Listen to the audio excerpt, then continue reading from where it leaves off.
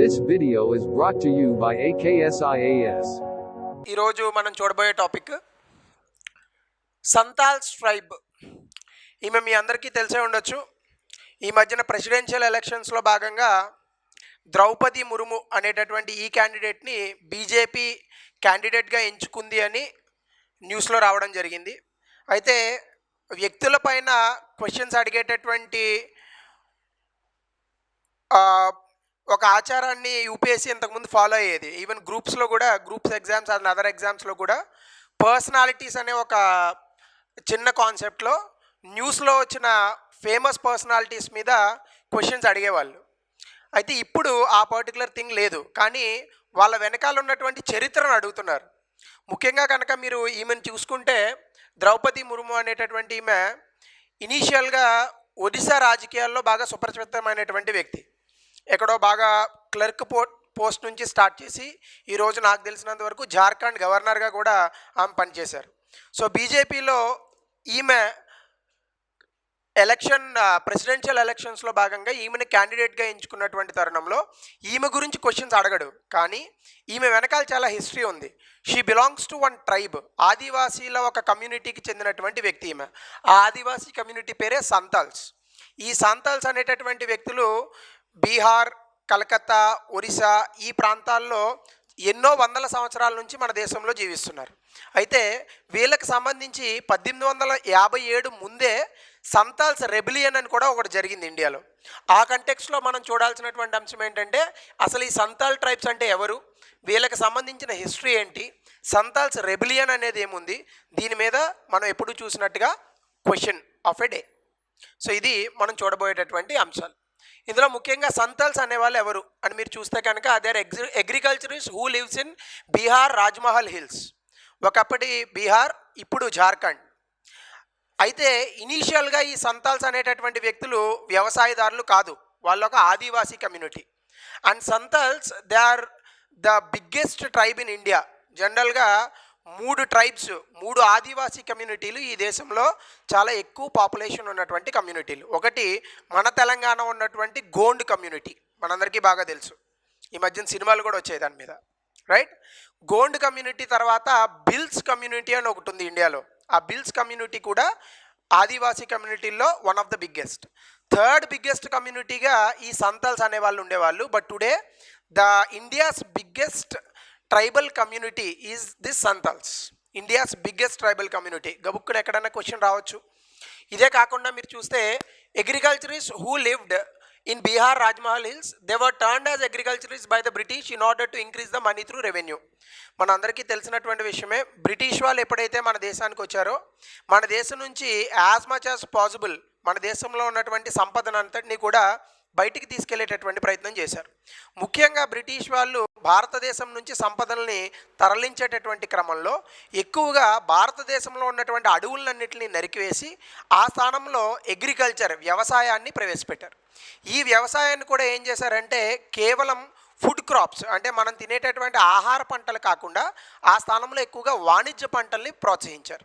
వాణిజ్య పంటలు అంటే జనరల్గా మనకి ఏముంటాయి, కాటను, షుగర్ కేను, లేదంటే ప్లాంటేషన్ క్రాప్స్ లాంటి టీ, కాఫీ ఇట్లాంటివన్నీ కూడా వాళ్ళే తీసుకొచ్చారు. లేదంటే అసలు మనకి టీ అలవాటు ఏముంది, ఒకప్పుడు మన దేశంలో మజ్జిగ తాగేవాళ్ళు, ఇప్పుడు పొద్దున్న లెగిస్తే పాచిమొఖంతో టీ తాగిందే మనకి పని జరగదు. అటువంటి మొత్తం కంప్లీట్ చేంజ్ ఆఫ్ సొసైటీ అయిపోయిందంటే it is all because of the Britishers.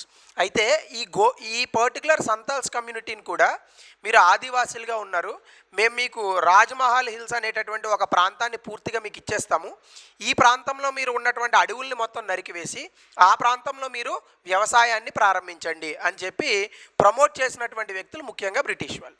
ముఖ్యంగా ఇదంతా జరిగినటువంటి సందర్భం ఎప్పుడంటే 18వ శతాబ్దం, ఈరోజు కాదు, అది 1770 ముందే జరిగింది. సో ఈ ఎక్కడెక్కడో ఉన్నటువంటి వీళ్ళందరూ చూడండి, జనరల్గా వీళ్ళు ఎక్కడున్నారు, బీర్భూమ్, భారాభూమ్, మన్భూమ్, పలాము, చోటా నాగపూర్ ప్లాట్యూ ఇటువంటి ఏరియాల్లో ఉండేవాళ్ళు.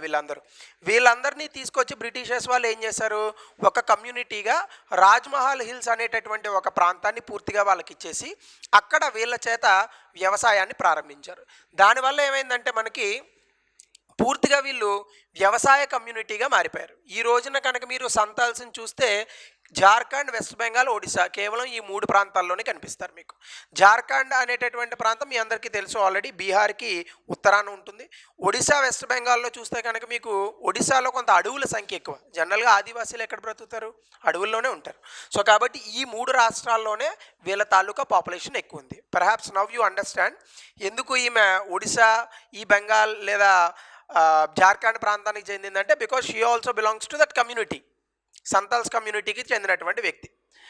ఇంకొకటి కనుక మీరు చూస్తే ఇంట్రడక్షన్ ఆఫ్ జమీందారీ సిస్టమ్ 1793లో వచ్చినటువంటి జమీందారీ సిస్టమ్ కారణంగా పూర్తి స్థాయిలో వ్యవసాయదారులుగా మారినటువంటి సంతాల్స్ యొక్క జీవితాలు పూర్తిగా ఇబ్బందికరమైనటువంటి పరిస్థితుల్లోకి వెళ్ళాయి. ఎందుకంటే అప్పటి వరకు వ్యవసాయం చేసుకునేవాళ్ళు. కానీ జమీందారీ సిస్టమ్ తీసుకొచ్చిన తర్వాత ఏమైంది? ఈ వ్యవసాయ భూములన్నీ మీవి కాదు, ఈ వ్యవసాయ భూములన్నీ కూడా జమీందారులకు చెందుతాయి అనేటటువంటి ఒక నియమ నిబంధనతో బ్రిటిష్ వాళ్ళు వీళ్ళకున్నటువంటి భూముల్ని మొత్తం లాక్కుని జమీందారులకు దారాదత్తం చేశారు. అంటే వీళ్ళ భూమిలోనే వీళ్ళు కాయా కష్టం చేసేవారు, కానీ ఆ భూమి వీళ్ళకి చెందినది కాదు. అంటే వీళ్ళు కంప్లీట్గా ఏమయ్యారు? 1793లో వచ్చినటువంటి జమీందారీ వ్యవస్థ కారణంగా వీళ్ళు భూమి లేనటువంటి కర్షకులుగా మిగిలిపోయారు. అంటే మీరు చూస్తే భూములు వీళ్ళవే, కానీ వీళ్ళ భూములు లాక్కొని బ్రిటిష్ వాడు ఏం చేశాడు? జమీందారులకు ఇచ్చాడు. సో వీళ్ళ భూముల్లో వీళ్ళే కౌలు చేసేవాళ్ళు. అంటే ల్యాండ్లెస్ లేబర్గా మారిపోయారు. పోనీ అక్కడితో ఆగితే బాగుండేది. వాళ్ళని ఏం చేశారు? వాళ్ళ దగ్గర నుంచి ఉన్నటువంటి భూముల్ని లాక్కొని వాళ్ళని బాండెడ్ లేబర్స్గా మార్చారు. బాండెడ్ లేబర్స్ అంటే వెట్టి చాకరీ. వెట్టి చాకరీ అంటే ఏంటి? ఒక భూమి ఉంటుంది, అందులో నువ్వు ఎప్పుడు పని చేస్తూ ఉంటావు, పొద్దున్న, మధ్యాహ్నం, సాయంత్రం, పాచిపోయిన అన్నం పెడతాడు నీకు, జీతాలు అది ఏమి ఇవ్వడు, ఇదే నీ జీవితం మొత్తం. అంటే ఒక రకంగా స్లేవ్స్ అని అనుకుంటాం, బానిసలు. ఒక బానిస వ్యవస్థని వీళ్ళకి గురి చేయడం జరిగింది. దాని తర్వాత Santhal lands were taken and exploited by local landlords. మూలిగే నక్కపైన ఎలక్కాయ పడిందని ఒక సామెత ఉంది. అట్లనే వీళ్ళకు కూడా ఆల్రెడీ జమీందారీ వ్యవస్థ వల్ల ఇబ్బంది పడుతున్నటువంటి సంతాల్స్కి ఎవరైతే ఉన్నారో వీళ్ళని కరెన్సీ సిస్టమ్ అనేటటువంటిది ప్రవేశపెట్టాం. రూపాయి అనేది ప్రవేశపెట్టింది ఎవడు? బ్రిటిష్ వాళ్ళే. ఎప్పుడైతే ఈ రూపాయి అనే దాన్ని ప్రవేశపెట్టారో వీళ్ళకి పాపం బ్రతకడానికి వీళ్ళకున్న భూముల్ని లాక్కున్నారు, వీళ్ళకి పనులకి జీతాలు వచ్చేది కాదు. కానీ ఎప్పుడైతే కరెన్సీని ప్రవేశపెట్టారో రకరకాల రోజువారీ ఐటమ్స్ కొనుక్కోవడానికి, వస్తువులు కొనుక్కోవడానికి వీళ్ళ దగ్గర డబ్బు ఉండేది కాదు. అలాగే కౌలు చేయాలన్నా కొంత పెట్టుబడి ఉండాలిగా. దానికి వీళ్ళు ఏం చేసేవాళ్ళు? పాపం అక్కడ ఉన్నటువంటి వడ్డీ వ్యాపారుల దగ్గరికి వెళ్ళి డబ్బులు వడ్డీకి తెచ్చుకునేవాళ్ళు. అప్పట్లో వడ్డీ వ్యాపారం అంటే ఇప్పుడు బ్యాంకు వడ్డీలా ఉండవు. ధర్మ వడ్డీ 5 రూపాయలు, 10 రూపాయలు, భూచక్ర వడ్డీ, విష్ణు చక్ర వడ్డీ, ఇంత దారుణంగా వడ్డీలు తీసుకొని వీళ్ళందరినీ కూడా పూర్తి స్థాయిలో నాశనం చేశారు. అంటే మీరు చూస్తే Santhals land were taken and exploited by local money lenders. అంటే అక్కడ ఉన్నటువంటి స్థానికంగా ఉన్న వడ్డీ వ్యాపారులు వీళ్ళ తాలూకా భూముల్ని లాక్కొని లేదా వీళ్ళకి డబ్బులు ఇచ్చి వడ్డీలు కట్టనటువంటి పక్షంలో వీళ్ళ దగ్గర నుంచి భూముల్ని లాక్కుని వీళ్ళని కంప్లీట్గా డెస్ట్రాయ్ చేశారు. అయితే ఎప్పుడైనా ఇటువంటివి జరిగినప్పుడు 2 మార్గాలు ఉంటాయి. ఒకటి వాళ్ళకి ఎదురు తిరిగి పోరాటం చేయడము, 2 మన కర్మ ఇంతే అని సరిపెట్టుకోవడం. కానీ సంతాల్స్ ఆ రోజు ఉన్నటువంటి బ్రిటిష్ ప్రభుత్వానికి వ్యతిరేకంగా పోరాటం చేయాలి అనేటటువంటి ఒక గొప్ప ఉద్దేశంతో 1857 సిపాయి తిరుగుబాటు కన్నా ముందే బ్రిటిష్ వారిని వ్యతిరేకించినటువంటి అతిపెద్ద ఆది వ్యవస్థ భారతదేశంలో ఏదైనా ఉందంటే ఖచ్చితంగా అది సంతాల్స్ అని చెప్పుకోవచ్చు. సో ఆ రోజు ఉన్నటువంటి జమీందారుల గుత్తాధిపత్యము, అలాగే మనీ లెండర్స్ వడ్డీ వ్యాపారుల గుత్తాధిపత్యము, వీళ్ళని సంపూర్ణంగా కొత్త కొత్త వ్యవస్థలను తీసుకొచ్చి నాశనం చేస్తున్నటువంటి బ్రిటిష్ వారి గుత్తాధిపత్యానికి వ్యతిరేకంగా ఆ రోజు ఉన్నటువంటి సంతాల్స్ ఆదివాసీలు యుద్ధం చేయడానికి బ్రిటిష్ మీద తిరుగుబాటును తీసుకొచ్చారు. అయితే బ్రిటిష్ మీద తిరుగుబాటు మీకు ఎంత గుండె ధైర్యం ఉన్నా గుండె ధైర్యానికి బుల్లెట్కి సంబంధం లేదు. మీకు ఎంత గుండె ధైర్యం ఉన్నా బుల్లెట్ కొడితే చనిపోతారు. సో వీళ్ళందరికీ ఖచ్చితంగా అప్పుడు పెరిగిపోయినటువంటి అప్పులు, వీళ్ళకు ఉన్నటువంటి ఇబ్బందులు, వీళ్ళు పడుతున్నటువంటి అవమానాలు, వీటిలోంచి తిరుగుబాటు వచ్చింది. కానీ ఈ తిరుగుబాటు ఎందుకు సక్సెస్ అవ్వలేదంటే వీళ్ళేమో బాణాలు పెట్టి కొట్టేవాళ్ళు బ్రిటిష్ వాళ్ళని, బ్రిటిష్ వాళ్ళేమో వీళ్ళని బుల్లెట్లు, ఫిరంగులు పెట్టి కొట్టేవాళ్ళు. So definitely when there is a fight between 2 guns always the big gun win. అంటే 2 తుపాకుల మధ్య యుద్ధం జరుగుతున్నప్పుడు పెద్ద తుపాకీ ఆబ్వియస్గా గెలుస్తుంది. అంటే ఎవరి దగ్గర అయితే సైనిక శక్తి అద్భుతంగా ఉంటుందో వాళ్ళు గెలిచేటటువంటి అవకాశం ఎక్కువగా ఉంటుంది. సో ఆ కంటెక్స్లో ఏం జరిగిందంటే Santhals they migrated to Rajmahal areas. 1770లో వాళ్ళు రాజ్మహల్ హిల్స్కి వెళ్ళడం జరిగింది. ఆ తర్వాత వాళ్ళు అగ్రికల్చర్ చేశారు, వ్యవసాయము. కానీ బ్రిటిష్ వాళ్ళని రాజ్మహల్ హిల్స్ దగ్గరే ఉంచింది. అప్పటికే సంతాల్స్, పహారియాస్ ఇది మరొక ఆది వ్యవస్థ. వీళ్ళకి గొడవ ఉండేది. పహారియాస్నేమో రాజ్మహల్ హిల్స్ అప్పర్ పోర్షన్స్ అంటే పైన ఉన్నటువంటి ప్రాంతాలకి పంపేసింది. రాజ్మహల్ హిల్స్ కింద ఉన్నటువంటి ప్రాంతాలలోనేమో పూర్తిగా ఈ సంతాల్స్ అనే వాళ్ళకి ఇచ్చింది. సో అక్కడ వీళ్ళు వ్యవసాయం చేసుకున్నారు. అది జరిగింది 1832-33లో దమిన్ ఐకో అంటే ఇది ఒక కాంప్రమైజ్. సంతాల్స్ పహారియాస్కి 2 భూభాగాలుగా విడగొట్టి ఒకదాన్నేమో సంతాల్ పరగ్నాస్గా విభజించింది, మరొక దాన్ని పహారియాస్కి ఇచ్చేసింది. ఆ తర్వాత ఇందాక నేను చెప్పిందే సంతాల్స్ అనేవాళ్ళు పూర్తి స్థాయిలో రైతులుగా మారిపోయారు. దాని తర్వాత అగ్రికల్చర్ అంతా కూడా పర్మనెంట్ సెటిల్మెంట్ సిస్టమ్, అదే జమీందారీ వ్యవస్థ. 1793లో జమీందారీ వ్యవస్థ కారణంగా పూర్తి స్థాయిలో సంతాల్స్ యొక్క వ్యవసాయ భూములు అనేవి లాక్కోబడ్డాయి, దోపిడీకి గురైనారు. దాంతోపాటుగా ఇందాక నేను చెప్పినట్టుగా వడ్డీ వ్యాపారులు పూర్తి స్థాయిలో వీళ్ళకున్నటువంటి ఇంకా చోటా మోటా ల్యాండ్స్ అన్నింటినీ కూడా లాక్కున్నారు. దీని అంతటినీ కూడా 1850లో ఈ జమీందారులకు, మనీ లెండర్స్, వడ్డీ వ్యాపారులకు వీళ్ళిద్దరూ సపోర్ట్ చేస్తున్నటువంటి బ్రిటిష్ ప్రభుత్వానికి ఈ ముగ్గురికి వ్యతిరేకంగా వచ్చిందే సంతాల్ రెబిలియన్. ఈ సంతాల్ రెబిలియన్లో మీకు హల్ అనేటటువంటి పేరుతో వచ్చింది. గబుక్కున ఎగ్జామ్లో ఇట్లాంటి పదాలు అడిగితే మనకి ఆన్సర్ పెట్టే అవకాశం ఉండదు. హల్ అంటే ఏంటంటే లిబరేషన్ మూమెంట్, అంటే స్వేచ్ఛ కోసం చేసేటటువంటి స్వేచ్ఛా పోరాటాన్ని వాళ్ళ భాషలో హల్ అని చెప్పారు. సో బగల్పూర్, రాజ్మహల్ అనేటటువంటి 2 ప్లేసులు ఉన్నాయి. ఈ 2 ప్రాంతాలని కూడా అక్కడ ఉన్నటువంటి బ్రిటిష్ ఆఫీసర్లను చంపేసి అక్కడ ఉన్నటువంటి వడ్డీ వ్యాపారులు, జమీందారుల ఇళ్లను తగలబెట్టి పూర్తి స్థాయిలో భగల్పూర్, రాజ్మహల్ అనేటటువంటి ప్రాంతాలని బ్రిటిష్ వాళ్ళ నుంచి దూరం చేసి ఇక్కడనే వాళ్ళు స్వాతంత్రం ప్రకటించుకున్నారు. ఇందులో చెప్పుకోదగ్గ 2 పర్సనాలిటీస్ ఏమైనా ఉన్నాయంటే సిద్ధు, కన్హు. వీళ్ళిద్దరూ కూడా ఈ మురుము వంశానికి చెందినటువంటి వ్యక్తులే. సో ఇప్పుడు మీకు అర్థమయ్యే ఉంటుంది, ఆదివాసీలను కూడా మేము వదలట్లేదు, వాళ్ళను కూడా మా ప్రభుత్వంలో భాగం చేస్తున్నామని బీజేపీ చెప్పడానికే ఈ చర్యను చేపట్టిందని మనం అర్థమవుతుంది ఈజీగా.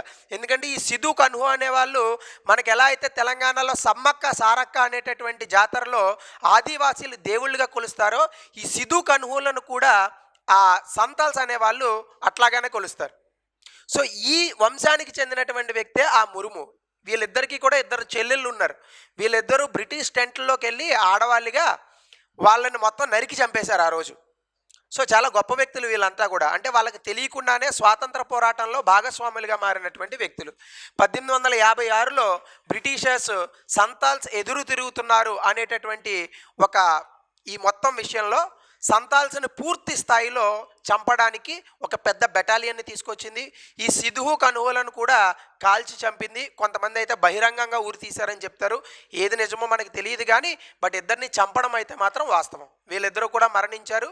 వేలాది మంది సంతాల్స్ని బహిరంగంగా ఊరి తీశారు, ఊచకోత కోశారు. అయితే ఆ తర్వాత మొత్తం అంతా కూడా సంతాల్ రెబిలియన్స్ అనేది చరిత్ర పుటల్లో అలా మిగిలిపోయింది. సంతాల్స్ రెబిలియన్ అనేది బ్రిటిషర్స్కి వ్యతిరేకంగా జరిగినటువంటి ఒక గొప్ప విప్లవం అయినప్పటికీ 1857లో వచ్చినటువంటి సిపాయిల తిరుగుబాటు కారణంగా ఇది మరుగున పడింది. కొన్నిసార్లు 2 యుద్ధాలు జరిగితే అతిపెద్ద యుద్ధం గురించే మనం మాట్లాడతాం, కింద ఉన్నటువంటి చిన్న యుద్ధం గురించి మనం మాట్లాడదాం. ఇక్కడ కూడా అదే జరిగింది. 1850లో ఈ సంతాల్ రెబిలియన్ జరిగినప్పటికీ కూడా 1857లో జరిగినటువంటి సిపాయి మ్యూటినీనే మనం మొదటి అతిపెద్ద బ్రిటిషర్స్కి వ్యతిరేకంగా జరిగినటువంటి ఉద్యమంగా భావిస్తూ ఉంటాం. అయితే మీకు ఎగ్జామ్లో అడిగేటటువంటి క్వశ్చన్ ఏంటంటే what is the first agriculture peasant movement against British Santhal rebellion? అంటే వ్యవసాయదారులు ఎదురు తిరిగి బ్రిటిషర్స్కి వ్యతిరేకంగా జరిగినటువంటి ఉద్యమం ఇండియాలో మొట్టమొదటిది ఏది అంటే సంతాల్ రెబిలియన్. ఇది మొత్తంగా ఉన్నటువంటి విషయం. ఇందులో క్వశ్చన్ ఆఫ్ ద డే చూస్తే ఒకసారి ఆన్సర్ చేసే ప్రయత్నం చేయండి. Santhals consider the following statements about Santhal Hul of 1855 to 56 rebellion గురించి.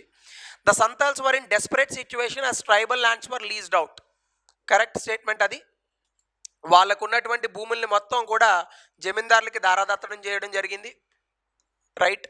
The Santhal rebellion were treated very leniently by the British officer. Leniently ఏం కాదు, హార్ష్గా ట్రీట్ చేసినారు దాన్ని. సో కాబట్టి 2 తప్పు అయితే ఇది అసలు ఆన్సరే కాదు. Santhal inhabited areas eventually constituted into separate administrative units call Santhal Parganas. Correct, ఇది కూడా. పరాగ్నాస్ అంటే ఒక జిల్లా లేదా ఒక ప్రాంతం అని అనుకోండి. Santal rebellion was the only major rebellion in the mid 19th century. కాదు కదా, సిపాయి మ్యూటినీ కూడా ఉంది కదా, కాబట్టి ఇది కూడా తప్పు. So answer is D 1 and 3. So this is your answer. This video is brought to you by AKSIAS.